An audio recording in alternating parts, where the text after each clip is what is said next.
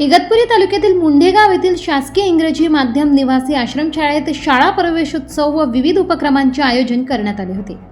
यावेळी आदिवासी विकास मंत्री डॉक्टर अशोक उईके यांनी अभियानाचा शुभारंभ केला, परंतु या कार्यक्रमात विद्यार्थी गणवेशात नसल्याचे चित्र समोर येत असून आदिवासी भागातून असलेले विद्यार्थी अजूनपर्यंत गणवेशापासून वंचित आहेत आणि यामागे नक्की कारण काय? आदिवासी विकास मंत्री डॉक्टर अशोक उईके यांनी शासकीय आदिवासी विद्यार्थ्यांना 100% सर्व सोयी सुविधा मिळणार असे सांगितले होते, परंतु खरी सुरुवात ही शालेय गणवेशापासून सुरू होते।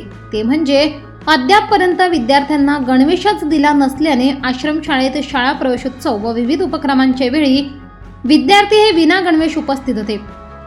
शाळेत प्रवेश घेताना प्रथमतः विद्यार्थ्यांना गणवेश हा अनिवार्य असतो, परंतु गणवेश अद्यापपर्यंत विद्यार्थ्यांना उपलब्ध नसल्याने शिवाय शासकीय आश्रमशाळेत शाळा प्रवेशोत्सव व विविध कार्यक्रमाच्या वेळी विद्यार्थी हे गणवेशमध्ये नसताना आढळून आले, तर 100% सोयी सुविधा उपलब्ध करून दिल्या जाईल असे म्हणणारे आदिवासी विकास मंत्री डॉक्टर अशोक उईके यांनी विद्यार्थ्यांना गणवेश उपलब्ध व्हावा याकडे लक्ष दिले पाहिजे। तसेच गणवेशासंदर्भात पत्रकारांनी प्रश्न विचारला असता त्यावर गणवेशाची प्रक्रिया न्यायप्रविष्ट असल्याने प्रक्रिया ही थांबवली असून लवकरात लवकर गणवेश मिळून जाईल।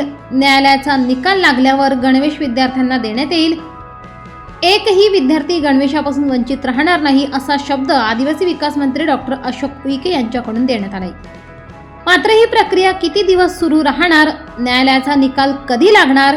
जोपर्यंत न्यायालयाचा निकाल लागणार नाही तोपर्यंत विद्यार्थी गणवेशापासून वंचित राहतील का, की पूर्ण वर्षभर विद्यार्थी विना गणवेश शिक्षण घेईल आणि पुढल्या वर्षी शाळा प्रवेशोत्सवाच्या वेळी हीच परिस्थिती असेल का, असे अनेक प्रश्न उपस्थित केले जात आहेत।